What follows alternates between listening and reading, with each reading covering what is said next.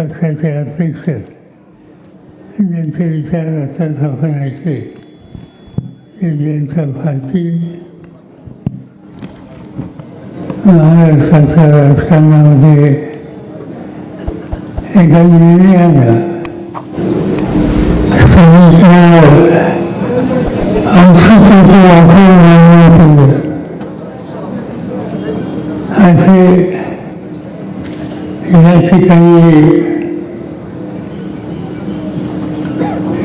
त्यांच्या स्वागतासाठी आम्ही सगळे या ठिकाणी उपस्थित आहोत ते हर्षवर्धन पाटील या ठिकाणी उपस्थित असलेले खासदार धैर्यसिंग माहिते, सुप्रिया सुळे, आमदार अशोक पवार, महाराष्ट्राचे ज्येष्ठ पत्रकार मधुकर भावे, पक्षाचे जिल्ह्याचे अध्यक्ष शिवाजीबापू, शिवाजी महापौर अंकुश काकडे, उत्तमराव जानकर, व्यासपीठाचे अन्य सहकारी आणि हर्षवर्धन यांच्याबरोबर संघटनेची जबाबदारी घेण्याच्यासाठी ज्यांनी साथ द्यायचा निर्णय घेतला ते सगळे सहकारी तालुक्याचे अध्यक्ष श्री पाटील, बाकीचे सहकारी बंधुभगिनी, अतिशय समाधानाने आज या ठिकाणी या सभेमध्ये मी आलो आहे.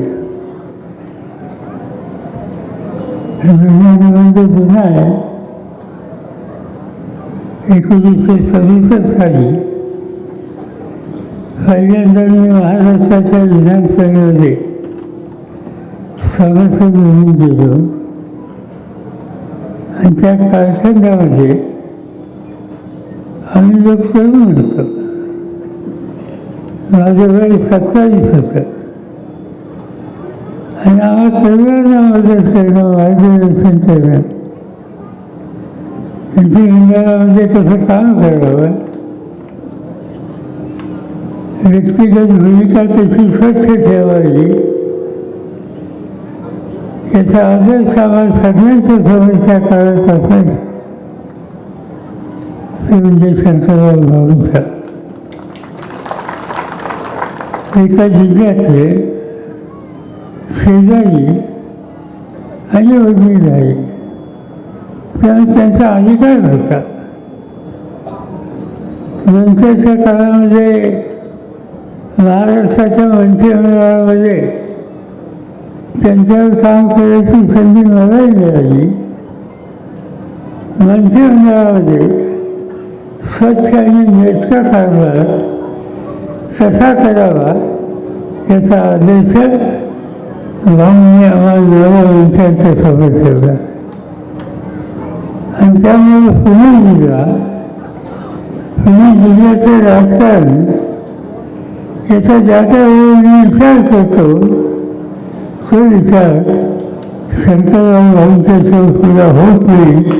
आणि मला आनंद आहे की त्यांच्या विचाराचा वारसा स्वीकारून गेली काही वर्ष महाराष्ट्राच्या राजकारणामध्ये, विधिमंडळामध्ये, सरकारी संस्थेमध्ये मी काम केलं, काम करतायत ते हर्षवर्धन तुम्हाला सगळ्यांच्यावर या सगळ्या कामाच्या पूर्ततेसाठी अत्यंत आनंदाने सहभागी झाले. गेली काही वर्ष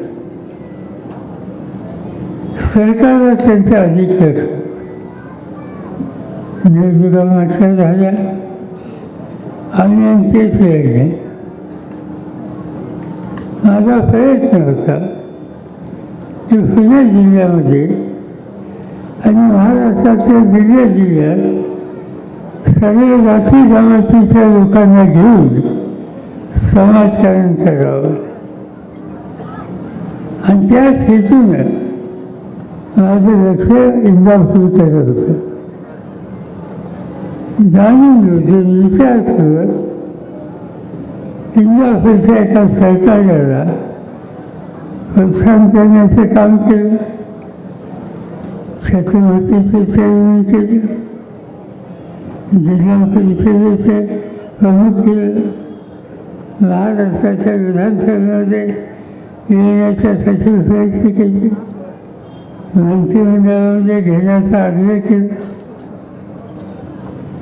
त्याच्यावरचा हेतू होता की इंदापूर तालुक्याचा दुष्काळ असेल, इथे कारखानदारीची वाढ असेल, त्यासाठी काम करणारा कोणी सरकारी असला पाहिजे आणि त्या हेतूने हे प्रोत्साहन देण्याची भूमिका आम्ही लोकांनी केलेली होती. पण इथं आल्याच्या नंतर अलीकडच्या काळामध्ये जे मी ऐकतोय माझ्या संस्थेत सुद्धा धक्का बसला. इंदापूरचं राजकारण, शंकरराव भाऊंचं राजकारण म्हणजे स्वच्छ चारित्र्याचं राजकारण होतं. कोणाच्याही नव्या पैशाचा कधीही विचार न करण्याचं राजकारण होतं. अलीकडच्या काळामध्ये इंदापूरच्या राजकारणाला काहीतरी वेगळी दिशा काही लोकांनी दिली. मी आत्ता इथं रोज वाचत होतो, काहीतरी बोर्डावर लिहिलं होतं, महिला गँग संपवा. मी बारामतीला ऐकतो महिला गँग, आणि इथे सुद्धा गँग आहे हे अलीकडे कळायला लागले असतं. अच्छा, तुम्ही कोणी सांगितलं नाही. महाराष्ट्राच्या प्रशासनामध्ये मी अनेक वर्ष काम केले. जवळपास 55 वर्ष मी कुठे ना कुठे पदावर आहे आणि त्यामुळे अधिकाऱ्यांच्या ओळखी चांगल्या आहेत. अनेक अधिकाऱ्यांनी माझ्याबरोबर माझ्या हाताखाली काम केलं. कधी भेटतात, शहरीचं कसं करतो, आमच्या जिल्ह्याचं कसं आहे ते सांगतात. किती जुने दिवस राहिलेले. अरे काय झालं, कुठं काय, कशाचं काय सांगताय. त्याने आता इंदापूर तालुका वाहूंच्यासारखा नेता आणि त्याचे व्यवहार कुठं आणि हल्ली त्यांचे व्यवहार कुठं चर्चा न केलेली पाहिजे हे अधिकारी सांगायला लागले. इतका वजवाई होती, इतके चुकीचे विचार, इतकी चुकीची माहिती कधीही या भागाच्या नेतृत्वाच्याबद्दल आलेली होती. दुर्दैवाची आलेली आहे. आणि ते चित्र बदलायचं असेल तर परिवर्तन पाहिजे, आणि परिवर्तन हवं असेल तर कर्तव्यावर अशा प्रकारची कुवत असलेला हा नेता असला पाहिजे. आज हर्षवर्धनच्या निर्णयानं ही फोकळी होऊन निघेल याच्याबद्दलची माझ्यावर कल्पना. आम्ही एकत्र अनेक ठिकाणी काम करतो. पक्ष वेगळा होता, माझा पक्ष वेगळा होता,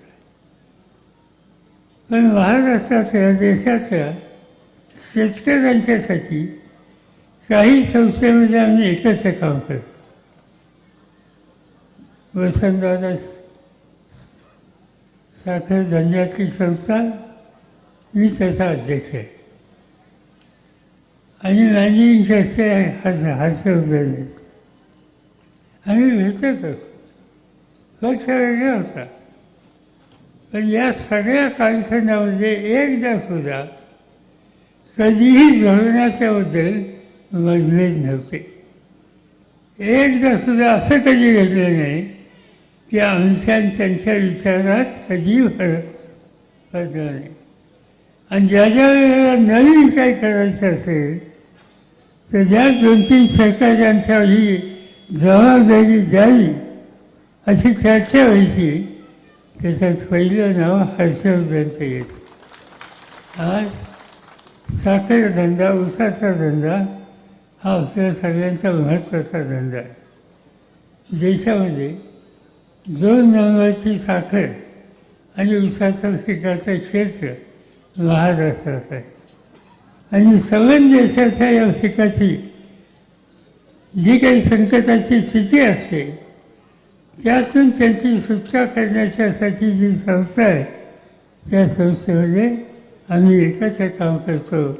अनेक निर्णय त्यांनी आम्ही एकत्र घेतले. अलीकडच्या काळात आणखीन एक चांगली ग्रोथ झाली आणि ती चांगली ग्रोथ ही होती कारण सगळ्यांना ऊसाचा धंदा, साखरेचा धंदा, इथेनॉलचं धोरण गेले 25 वर्ष ही सगळी जबाबदारी माझ्यावर होती. केंद्र सरकारमध्ये ही जबाबदारी माझ्याकडे होती आणि आम्ही सगळेजण एकाच धोरणाने करत होतो. मोदी साहेबांचं सरकार आलं, थोडी स्थिती बदलली.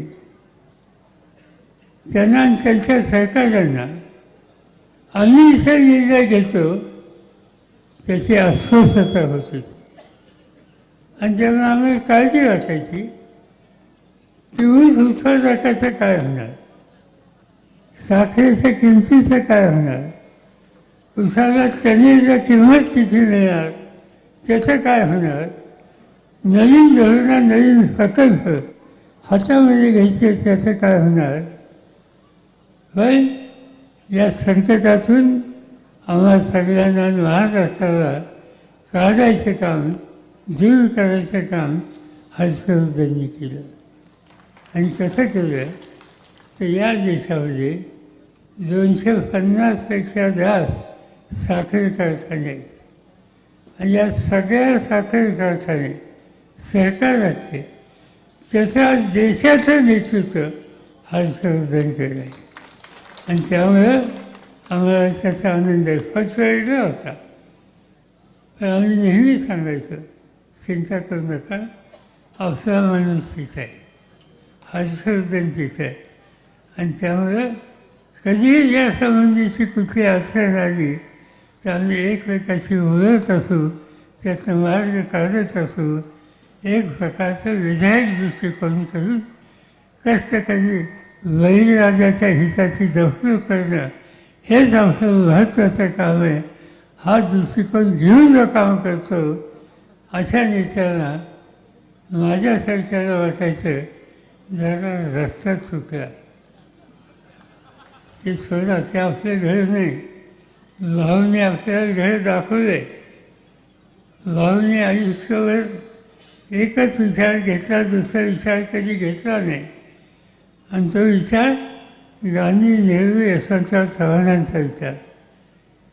मला आनंद आहे की त्यांचं मन इकडे होतं. निर्णय घ्यायला उशीर झाला पण निर्णय घेतला आणि हा निर्णय फक्त इंदापूर होता नाही तर सवन ऊसाच्या धंद्याला मदत करणारा आणि महाराष्ट्राच्या समाजकारणाला शक्ती देणारा अशा प्रकारचा हा निर्णय. मी ज्या बोलायच्यासाठी या ठिकाणी उभा नाही, चित्र बदलते. आज हाच कार्यक्रम झाला, निघायच्या वेळेला आणखी कुठून तरी फोन आला आणि त्यांनी हट्ट केला की इंदापूरला चालू आहे, 14 तारखेला आमच्याकडे आलंच पाहिजे. काय कार्यक्रम आहे म्हणजे इंदापूरला तोच आमच्याकडं. म्हणजे कुठं ते म्हणजे फलटणला. समजलं का? ते आता याच्यानंतर फलटण झाल्याच्यानंतर जवळपास 1 महिन्याचे सगळे दिवस बुक झाले. मोठ्या प्रमाणात लोकांच्या मनामध्ये निर्णय आहे की एकत्र आलं पाहिजे, परिवर्तन झालं पाहिजे आणि महाराष्ट्राचं चित्र वेगळं आहे हे सगळं हिंदुस्थानला दाखवलं पाहिजे आणि ती दाखवायची संधी आज या निमित्तानं सगळ्या महाराष्ट्रात आलेली आहे. आणि म्हणून त्या रस्त्याने आपल्याला जायचे. तुम्हा सगळ्यांच्या मनामध्ये काही गोष्टीच्याबद्दल स्पष्टता आहे का नाही हे मला काही कळलं नाही. काही काम द्यावं असं त्यांनी सांगितलं. हर्षवर्धन बोलता बोलता म्हणजे काही काम आम्हाला द्यावं असं आहे की काही काम करायला हर्षवर्धनची काय गरज आहे. कठीण काम असेल, लोकांच्या हिताचं असेल, लोकांचं जीवन बदलायचं असेल, अशी कामं हर्षवर्धनकडे द्यावी. आणि ती द्यायची असेल तर पहिलं काम तुम्हाला करावं लागेल. तुम्ही त्यांना महाराष्ट्राच्या विधानसभेत पाठवा. मी जो रात्रदिवस हिंडतोय, मला स्वतःला उभं राहायचं नाही. 14 वेळेला तुम्ही मला निवडून दिलं, त्या 14चे 7 वेळा इंदापूर तालुक्याने उत्तर दिली. त्यामुळे मला स्वतःसाठी काही मागायचं नाही. मला महाराष्ट्र बदलायचा आहे, महाराष्ट्राचा चेहरा बदलायचा आहे, महाराष्ट्राच्या सर्वसामान्य लोकांचं जीवनमान बदलायचं आहे. आणि त्यासाठी राष्ट्रवादी आहे. आणि त्यामुळं हे जर करायचं असेल तर मला ज्यांच्याकडे कर्तृत्व आहे, ज्यांच्याकडे अनुभव आहे, ज्यांच्याकडे प्रशासन आहे, अशाही लोकांची आवश्यकता आहे. आणि ती पूर्तता करायची असेल तर विधानसभेत पाठवणं हे तुमचं काम. आणि राज्याचं काम करण्याची जबाबदारी सोपवणं माझं काम. रामकृष्ण हरी. जास्त काही अधिक सांगत नाही. जायचं ते राज्याची तयारी करण्याच्यासाठी, विजय संपादन करण्याच्यासाठी. आणि महाराष्ट्र जुन्या काळाचं यशवंतराव चव्हाण आणि आदर्श नेत्यांनी जे एक आदर्श राज्य हे आपल्या सगळ्यांना दाखवलं, तो इतिहास पुन्हा एकदा करायचा आहे. आणि तो इतिहास करण्याच्यासाठी हर्षवर्धनची उपयुक्तता 100% आहे याची मला खात्री आहे. तर हे करायला काही लोक मला विचारत होते की कसं होणार, काय होणार.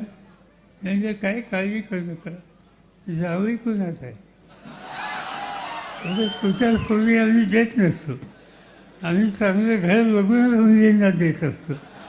आणि त्यामुळे घर आम्हाला चांगलं मिळालं. संसार नीट तसा चालला तसा महाराष्ट्राचा सुद्धा संसार नीट करण्याची ताकद असलेला असा हा जावई आहे. हा बारामतीकरांनी तेव्हा पाहिला होता. आज त्या जावयाचं या ठिकाणी स्वागत करणं हे मी सर्वांना मागं होतो आणि आपल्या सगळ्यांची रजा घेतो. जय हिंद, जय महाराष्ट्र. धन्यवाद.